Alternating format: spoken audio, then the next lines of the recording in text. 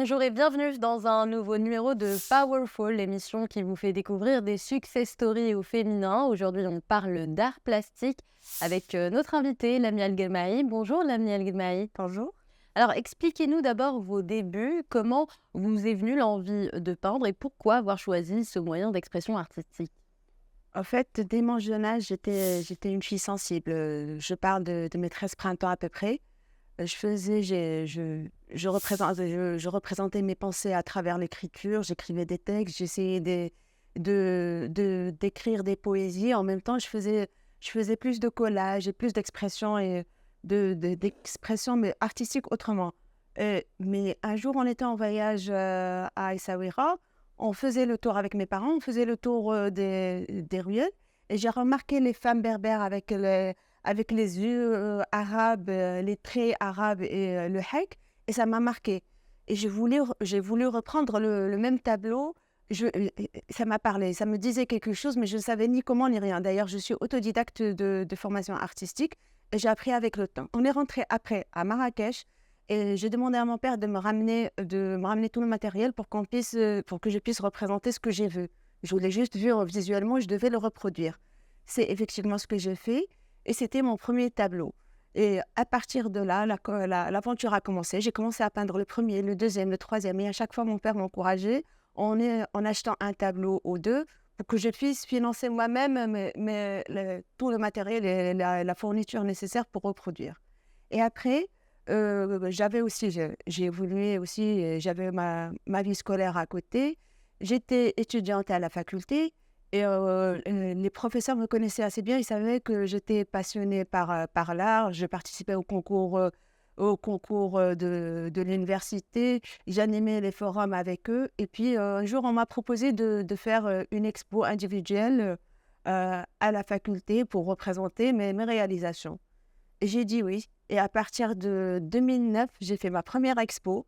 Et puis l'aventure a démarré. D'ailleurs, ces femmes dont vous parlez au regard saisissant, on les retrouve dans vos peintures avec une touche de surréalisme. Pourquoi est-ce que vous vous identifiez à ce mouvement?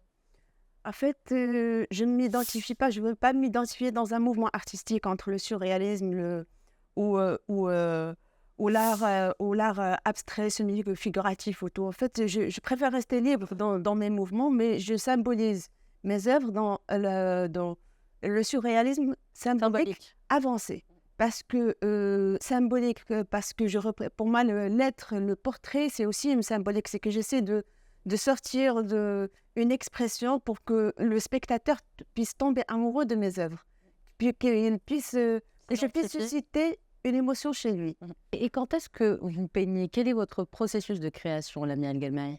En fait, j'entreprends la peinture comme j'entreprends tout projet dans ma vie, c'est-à-dire avec de la recherche, avec de la lecture, avec de la documentation, une philosophie derrière. Et puis, je lui consacre du temps, pareillement que pour mon métier. Mais après, j'ai un métier libéral, donc je me permets On va en certains parler dans un instant. extras qui me permettent d'être plus flexible en termes de timing. C'est-à-dire, je passe ma réunion, je défile mes habits, mes escarpins, mais je mets ma tenue d'artiste et je commence à peindre dans la pièce à côté. Alors, vous en avez justement parlé, vous êtes aussi entrepreneur dans le domaine du e-learning et vous militez pour la démocratisation de la formation en entreprise. Effectivement, en 2019, j'ai lancé la plateforme e-learning. Au départ, c'était juste une ambition RH, une volonté d'apporter un plus pour tout le monde et de créer une plateforme multidisciplinaire avec plusieurs partenaires. Mais au final, elle s'est conclue avec une plateforme qui gère la formation pour les entreprises, présentielle en MOOC ou en distanciel ou en hybride. C'est ce qu'on appelle le système hybride, c'est entre les deux, dans les entreprises. Mais c'est aussi une académie privée pour les entreprises, pour les salariés d'une entreprise. Par ailleurs, dans la démocratisation de la formation, ce que je fais, c'est que je lance un programme de formation qui est financé en partie par le client et en partie par le cabinet GGR. Et au bout d'une année ou 2 années d'exploitation, il est mis en ligne gratuitement sur la plateforme. Et on négocie aussi d'autres partenariats avec des formateurs, des spécialistes dans le métier. On ne peut pas prétendre qu'on connaît tous les métiers. Moi, je reste quand même modeste dans ma philosophie et j'aime bien la démocratisation même dans ma démarche projet. Et à partir de là, on lance aussi des programmes de formation gratuits mis en ligne pour tout le monde. Vous avez un autre engagement, Lamia El-Gamaï, aux côtés d'un groupe d'artistes peintres appelé les Passionnés d'art que vous avez cofondé. Parlez-nous de cette expérience. D'abord, les passionnés d'art sont 4 femmes. On est amies à la base. On habitait toutes les 4 la même région. Et on voulait faire quelque chose pour faire parler de la femme, pour rendre hommage à la femme. Et on a lancé une expo en 2014 qui a abouti au théâtre Mohamed V. Et c'était sur la thématique de la femme, le printemps de la femme, où on a rendu hommage à la femme marocaine, à la culture marocaine.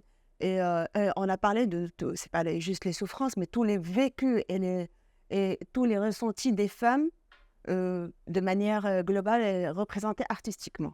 Et c'est avec elle que vous avez peint ces 2 tableaux à 8 Oui, mains. et on a fait 2 toiles à 8 mains, je pense, 3 mètres, 3 mètres 2. Il y en a une d'ailleurs qui existe encore, qui est représentée encore au théâtre, au musée du théâtre.